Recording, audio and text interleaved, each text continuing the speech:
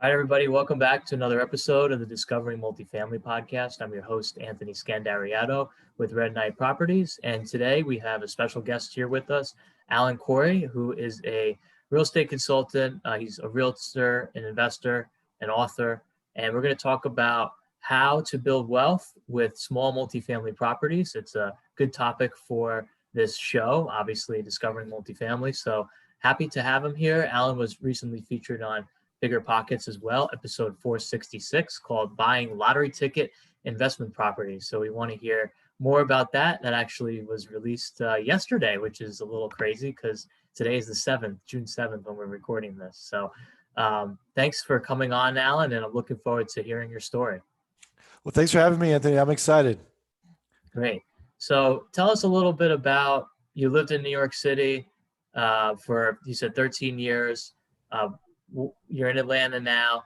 How did you start in the real estate market? Where are you now? And love to hear your story. Yeah, sure. So actually, I'm older now, but right after I graduated college, I wanted to be a stand-up comedian. So I moved to New York City with big city, big dreams, and realized that being a bad stand-up comedian in a new city doesn't pay very well.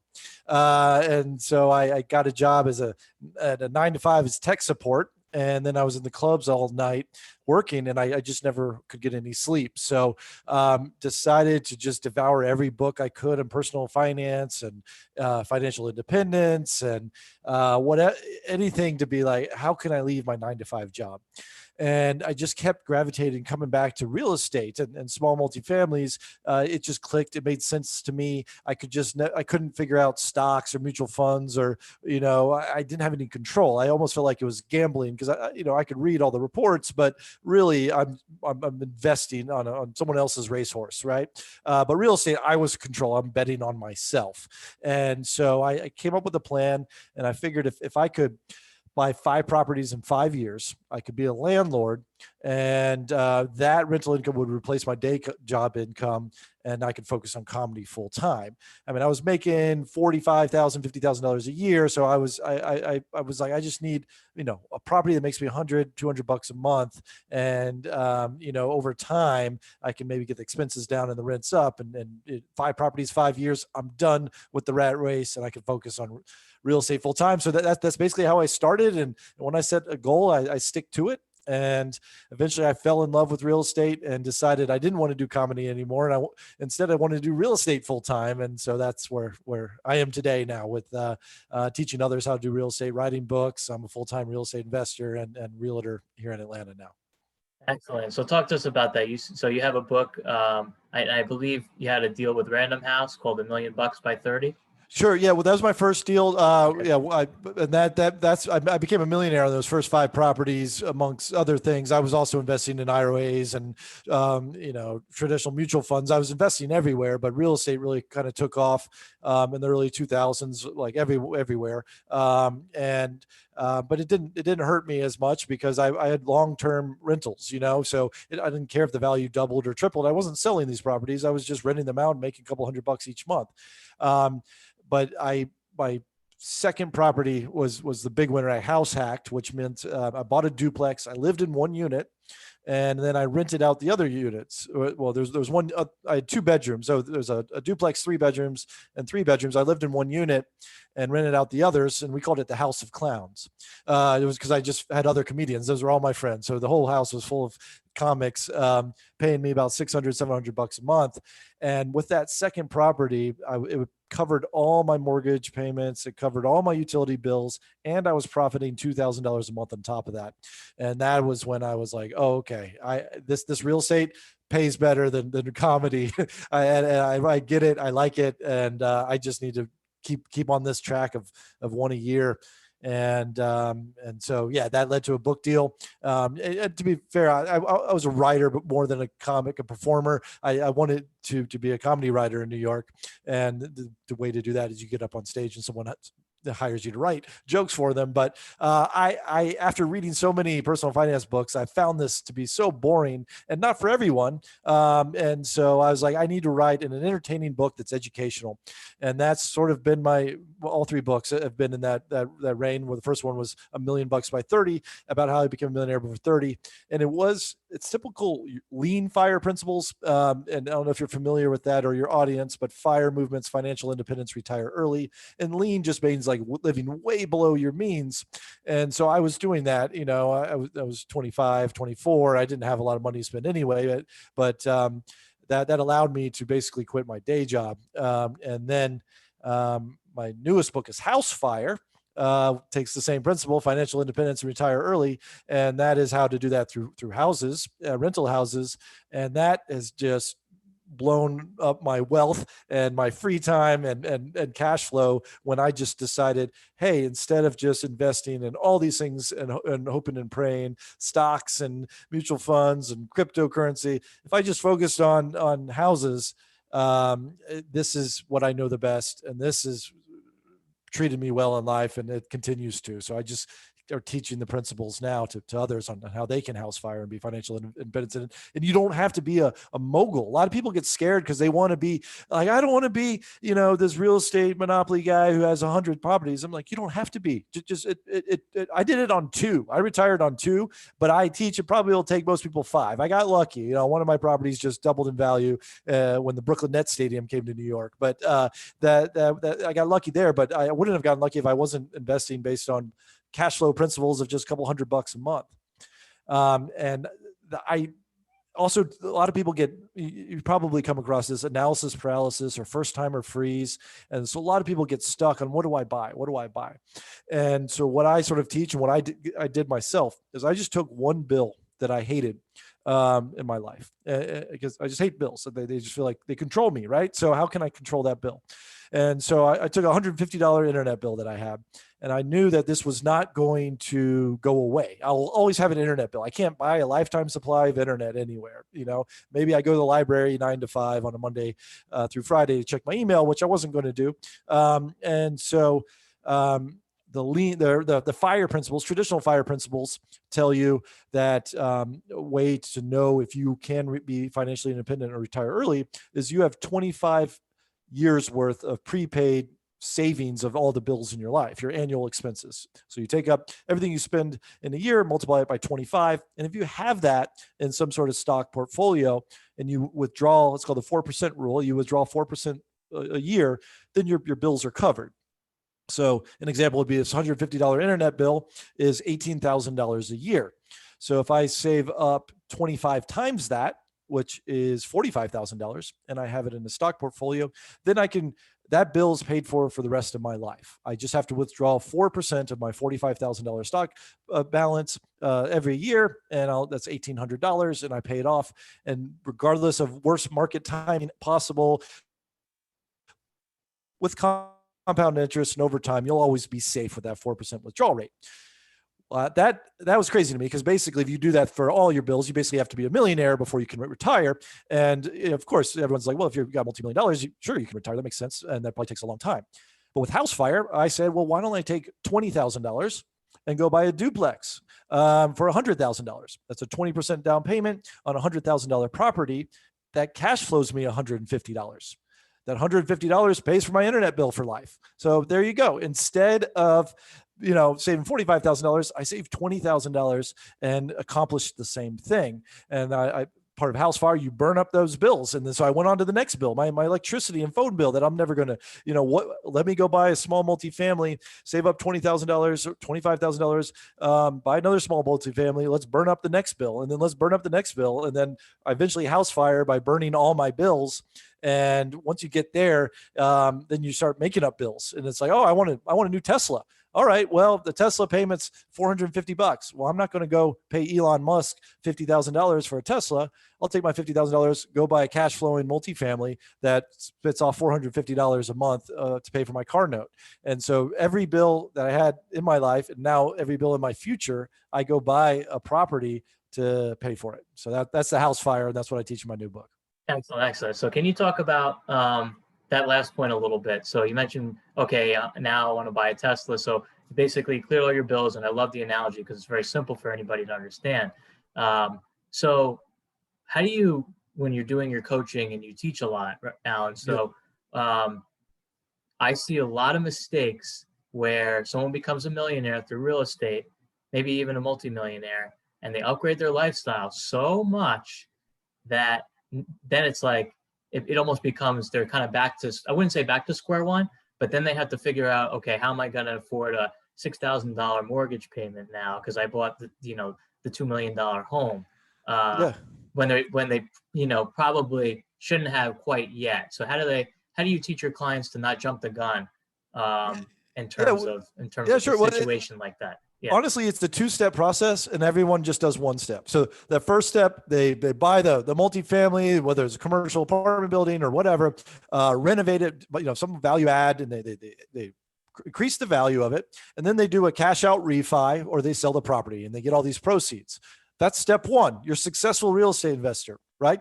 But then step two is, oh, I want the rewards of being a real estate investor. So instead of pulling out $300,000 on that cash out refi, to go buy a Lamborghini for $300,000, you got to go take that $300,000, go buy another real estate property whose cash flow pays for that Lamborghini, that car note. So I think everyone just, I'm successful. I won. This will be easy. Let me take the proceeds and spend it, rather than let me take the proceeds, reinvest it, but make that investment be an asset that's spitting off cash flow that pays for my toys. And so I think if you don't do that second step, that's a slippery slope, because then what you've done is you're just creating debt for yourself, or an asset that's depreciating, not in the friendly real estate way, but it's just definitely just losing value without the tax advantages.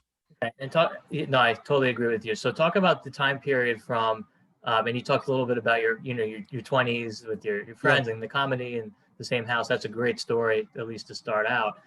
Talk about, I guess, when you became a millionaire, and now how you're teaching other people to become millionaires as well. It's not, how long does that process take? Like you mentioned. Sure. Yeah. I mean, what was your specific situation so we can teach others? Yeah. Well, so I try to put, I enjoy money. I enjoy teaching money, learning money. And so all three of my books are my money adventure. So $1 Million by 30 is my 0 to 30 adventures in real estate, where I was pitching pennies in New York City, eating ramen noodles, living way below my means, but then trying to buy a property every single year. And that worked out for me.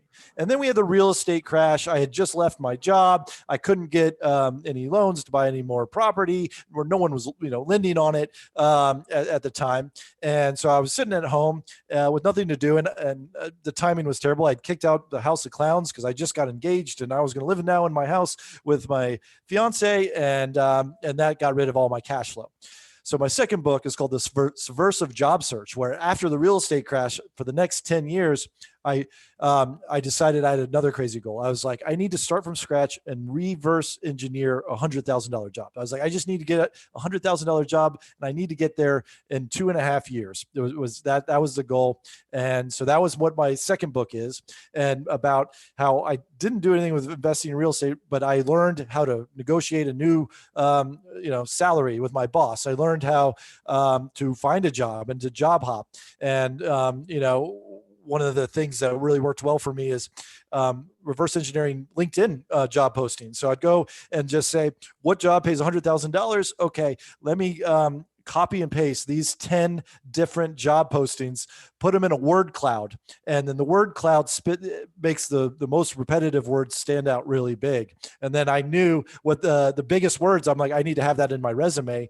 And if it's like some certificate, I need to go online to get that certificate. A lot of them said master's or 4 years experience or something like that. And be like, okay, well, I don't have time to get the master's or the money, but I can get 4 years experience by working 4 jobs for 12 months on Upwork virtually, and combine that as 4 years experience and 4 different customers. And so I was just, the whole book gets into how I was able to create a 6-figure career for myself in 2.5 years from nothing in the worst economy at the time. And then once I kind of got my feet wet and settled, and things sort of leveled out again, that's when I focused back on real estate full time. And it was that house fire where I took one bill, and methodically went through each bill in my life and got a real estate property for it. And then, once you kill one bill, it's faster to save for the down payment for the second house, right? Because I've already eliminated some of my expenses. And then when you second that snowball just gets bigger and bigger, that second house that you, or that second bill that you burn up or kill with house fire, it makes saving for the third bill, much faster. So I just did that from my 6-figure career that I made for myself as a software project manager, and just went step by step. And then from there, I fell in love with it. And everyone comes to me, Alan, teach me, how are you doing this? What's going on? Can you teach me? And I'll be like, here, talk to your realtor, ask your realtor these questions. You should negotiate this, look at these properties. And then eventually people are like, just be my realtor. And I was like, okay, I'll be a realtor. Found that I love helping other people as much as I love doing it for myself. And so now I'm a realtor in Atlanta. I've got one of the top teams here. And then I keep getting the same conversation. Teach me how to be real estate investing. Teach me. And I'm like, okay, I'm going to put it in a book. Now I want to put it in a book. Here's a book, House Fire, read it. And people are like, I don't have time to read books. So I got an audio book. Now I'm on YouTube, the House of AC. My initials are AC. So I try to teach everything for free to people in the House of AC. I've got a podcast, House Fire, that's just about to launch. So I just like talking real estate. So the fact that I'm talking to you, this is a highlight of my day that we get to talk real estate. And sometimes on the other side of the mic where I pick in other people's brains about real estate, but talking real estate all day is my dream. So that's sort of the life I created for myself, and it's a passion. It doesn't feel like a day of work to me. Yeah, absolutely. That's the key of being, and the key to being successful in this business is you got to really love it, because it's a nonstop. It could be nonstop. Right. Which is it's a passion, which is great. So Alan, talk about. Obviously, you're talking about the snowball effect and how you're trying to take one bill at a time. That's a really simplistic way to look at it. What type of properties have you acquired? Have you acquired, is it 2 families, 3 families, 4 families, 5 and up? Are you being active? Do you have a property manager? Do you deal with any of that? Or Sure. Are you in syndications? What are you up to in your real estate investing? Yeah. So how did you get there? Yeah. I mean, so I'm an opportunist investor, which is frustrating because I tell everyone else to specialize, but because I'm a realtor, I'm showing someone a commercial building. I'm showing someone a single family. I've done it all where I'll say, hey guys, the opportunity here is to take this duplex and knock it down and build a $1 million single family house. And my clients are like, no, I don't want to do that. This duplex, the numbers don't work, blah, blah, blah. And I'll be like, okay, sleep on it. I'm going to buy it if you don't, because that's the way to make money here. And then, that'll happen. And then someone was like, hey, Alan, I'm retiring. I've got a 40 single home portfolio I want to sell, but banks won't lend on it. I'll sell it to you for seller financing. And it's like, okay, I wasn't really looking for this, but okay, sure, I'll buy it. And so that happens. But as a comfort thing, if this is discovering multifamily. So a lot of people get scared by the commercial multifamily product. And so I tell them, listen, just start with a duplex. You understand single family, you probably live in a single family or an apartment. Well, let's just start with a duplex. And from there, if one tenant leaves, it doesn't hurt as much. And you only have one roof to worry about. It's better than buying 2 single family homes. You have 2 roofs. You've got 2 pest control bills, 2 lawn care bills. But with a duplex, it's safer. It's a safer bet. And then once you start to get comfortable with a duplex or a triplex or quad, I'm like, guys, it's the same mentality, but bigger when you go to 10 units or 20 units or 100 units, right? If you got some vacancies, it doesn't hurt so much. You still have 1 roof. You still have 1 pest control bill. It's bigger because it's a bigger property, but you're not coordinating 10 different schedules on 10 different properties, right? So I started when I had about my first 20 units, I was property managing myself. And then I hired people within my own property management company. But then I realized I was spending all my time training my staff and monitoring them. And there's turnover and training that I said, I just need to focus on acquiring more properties. And so then I outsourced my properties to another property management company, 3 different ones, depending on where they're located. And that was a game changer for me, because now I'm in just acquisition mode and analysis mode. And, all I can do is underwrite deals and move on them. That's all my time, which is enjoyable, whether it's for me or for my clients. And that's really opened it up. And now I tell everyone, if I were to start over, start as big as possible, big commercial multifamily, and start with a property manager and just focus on acquiring the deals and go from there. Excellent, excellent. So in terms of where you're at now, so are you still looking for, like, if you came across a smaller multifamily, are you interested, or are you more now in Yeah, the commercial for yeah. you? And how would you? Yeah, personally, I the property ladder. I always, if I sell something, I always want to try something bigger. And so now I'm in, honestly, the $5 million and up space. And so that eliminates single families and small multifamilies. And so I'm looking at larger apartment buildings and, strip malls. I'm probably, my next purchase is going to be a triple net property, which I haven't done yet, which I'm excited to discover. I'm 1031 in actually that portfolio I just told you about. It improved in value over the past 2 years tremendously. So I've sold the entire portfolio. I've got it under contract, and I'm probably going to 1031 that into a triple net deals. And so I'm really exploring that.